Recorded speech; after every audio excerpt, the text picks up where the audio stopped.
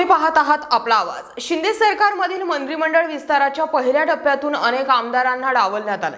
त्यामुळे मंत्रिपदाची आस धरून बसलेले अनेक भाजप आमदार तसेच शिंदे गटातील आमदार नाराज असल्याची जोरदार चर्चा सुरू आहे। शिंदे फडणवीसांनी मुख्यमंत्री आणि उपमुख्यमंत्री पदाची शपथ घेतल्यानंतर तब्बल 40 दिवसांनी मंत्रिमंडळाचा विस्तार केला होता।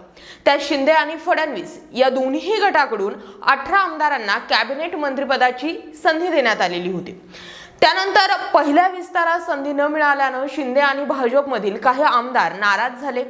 अशा चर्चा वारंवार सुरू आहेत। हेच नाराज आमदार पुढे जाऊन बंडखोरी करतील अशीही चर्चा आता सुरू झाल्यात। आता शिंदे फडणवीस सरकारच्या दुसऱ्या ज्या मंत्रिमंडळ विस्तारामध्ये कोणत्या नेत्याला मंत्रिपद मिळणार याकडे नाराज नेत्यांचं लक्ष लागून आहे।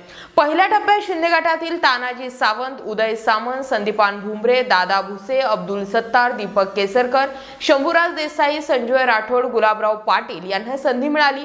तर भाजपकडून चंद्रकांत पाटील, सुधीर मुनगंटीवार, मंगलप्रभात लोढा, गिरीश महाजन, राधाकृष्ण विखे पाटील, सुरेश खाडे, रवींद्र चव्हाण, विजयकुमार गावित, अतुल सावे यांना मंत्रिपद मिळालं। पहिल्या टप्प्यात शिंदे गटाला गृह खातं हवं होतं, पण भाजप गृह खात्यासाठी अडून बसला होता। त्यामुळे मंत्रिमंडळ विस्ताराचा तिढा सुटत नव्हता। अखेर शिंदेंनी 2 पावले मागे जात भाजपला गृह खाते आणि अर्थ खाते दिल्यानं मंत्रिमंडळ विस्ताराचा मार्ग मोकळा झाला। पण आता दुसऱ्या मंत्रिमंडळ विस्तारात देखील शिंदेंना झुकतं माप घ्यावं लागणार का? शिंदेंनी त्यांच्या नाराज आमदारांना मंत्रिपद देण्याचा शब्द दिलेला आहे। त्यामुळे शिंदे गटातील जे उर्वरित आमदार आहेत त्यांना मंत्रिपद मिळालं नाही तर ते आमदार फुटणार का असं राजकीय वर्तुळामध्ये आता बोललं जातंय। दरम्यान भाजपमधील काही आमदार मंत्रिपद न मिळाल्यानं नाराज आहेत। अशातच देवेंद्र फडणवीस नेमकी काय खेळी खेळणार?